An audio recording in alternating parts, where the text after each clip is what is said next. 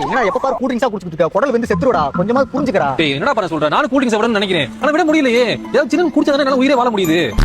நானும் காலைல எந்திரிச்ச உடனே ஒரு காஃபியை குடிச்சிட்டு நீ கூல் ட்ரிங்க்ஸே குடிக்க கூடாதுன்னு சொல்லிட்டு நானே செல்ஃப் மோட்டிவேட் பண்ணும்போது தான் தெரியுது காஃபிக்கு பதிலா கூல் ட்ரிங்க்ஸ் தான் குடிச்சிட்டு இருக்கேன்னு.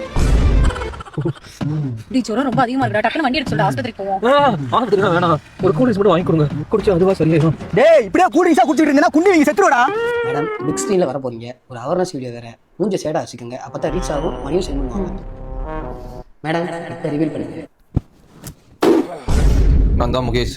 நான் கூல் ட்ரிங்க்ஸ் குடிச்சு பழைய பேட்டரி மாதிரி வயிறு உப்பி போச்சு. முடிஞ்ச அளவுக்கு கூல் ட்ரிங்க்ஸ் தவிர்த்துருங்க. இல்லை இந்த மாதிரி வயிறு வீணா சாவீங்க. இதே போல் நீங்களும் டெய்லி ஒரு கூல்ட்ரிங்க் குடித்தா என்ன ஆகும்னு தெரியுமா? சிம்பிளாக சொல்கிறேன், உங்கள் லிவரை 10 வருஷத்துக்கு முன்னவே வயசாக வச்சுருவீங்க. ஒரு 500 ml கூல்ட்ரிங்க்ஸில் சரியாக 10லேருந்து 12 ஸ்பூன் அளவுக்கு சுகர் இருக்குது. உங்களுக்கு தைரியம் இருந்தால் ஒரு கப்பில் 12 ஸ்பூன் அளவுக்கு சர்க்கரையை போட்டு அப்படியே சாப்பிடுவீங்களா? தண்ணியாக குடிக்கக்கூடிய கூல்ட்ரிங்க்ஸில் இதே தான் இருக்குது.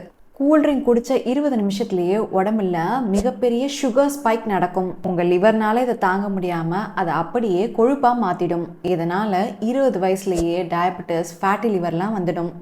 அண்ட் எப்பவும் ரொம்ப டயர்டாக இருப்பீங்க. ஸோ டெய்லி இதே போல் கூல்ட்ரிங்க்ஸ் குடிக்காதீங்க. தாகம் எடுத்தாலும் குடிக்காதீங்க. அதுக்கு பதிலாக இயற்கையாக இருக்கக்கூடிய இளநீர், மோர் இல்லைனா சப்ஜா விதை போட்டு லெமன் ஜூஸ் குடிக்கலாம். இதெல்லாம் லிவரை பாதுகாப்பாக வச்சுக்கும், பாதிக்காது. இந்த வீடியோவை மேக்ஸிமம் ஷேர் பண்ணிவிட்டு இதே போல் யூஸ்ஃபுல் வீடியோஸ்க்கு என்னை ஃபாலோ பண்ணிக்கோங்க.